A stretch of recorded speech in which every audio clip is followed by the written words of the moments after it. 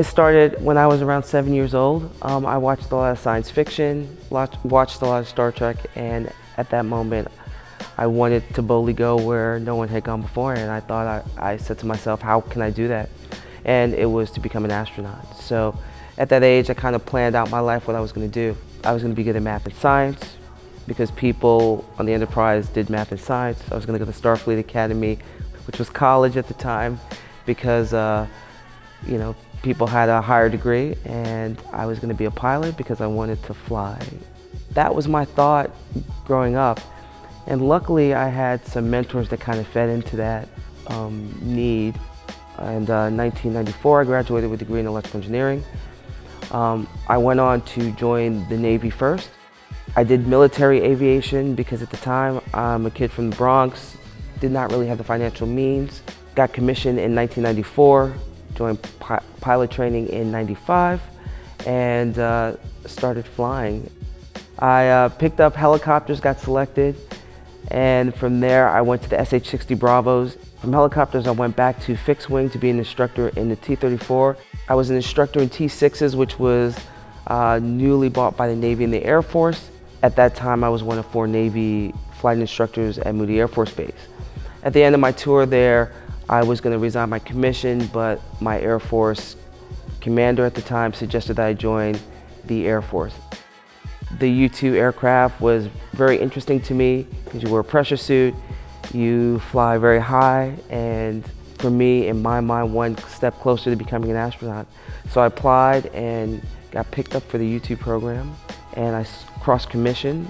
One day I was in the Navy, the next day I was in the Air Force on my way to Beale Air Force Base. I started flight training and stayed in the program for the next 13 years until I retired out in the Pentagon in 2017. When I went to the U-2 community, the people there were awesome.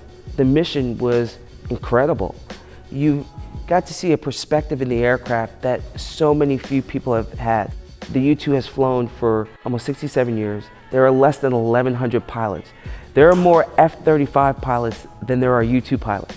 So it's a very small cadre of pilots, special pilots, and pilots that have flown other aircraft and bring this vast experience into that program.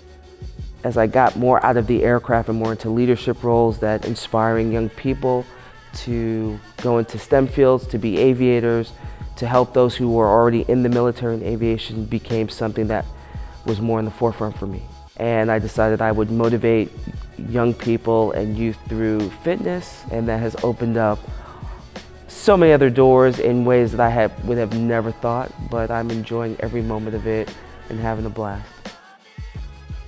One of the biggest challenges on my way, this kid from the Bronx with these dreams and trying to pave my way to becoming this astronaut, because there was nothing laid out, there was no blueprint laid out in front of me. I think that in itself is a challenge. When you don't have anyone to see, you just have this idea, and really the blueprint for me was a science fiction show. You have to be very confident in your abilities, and your attitude has to be one like, well, I don't know where I'm going, but I'm just going to go this way and see what opportunities open up. So I looked at every challenge as another experience to put in my tool belt. I came here as a Hall of Fame inductee, a keynote speaker, did a panel selection, author. It's been a whirlwind. I will tell you right now, I am tired. It's a good tired. I love it. I mean, there was over 4,000 people here for the past 3 days. It was amazing to meet all these young women, inspire them in ways, whether it was the keynote speak, whether it was on the panelists with other Black aviators who have made their own history, and whether it was on the floor just walking around. How much are you willing to give to be what you dream of? If you're thinking about an aviation career, for those young kids out there like, oh, I might not be good in this or good in that. Look, I didn't know if I was going to be good in math and science. This is math and science. It's all about repetition, working hard, and putting in the work to do so. It's going to be long nights, it's going to be hard, but when you get there and you get a moment to look at everything you've done, enjoy it and then get back to work.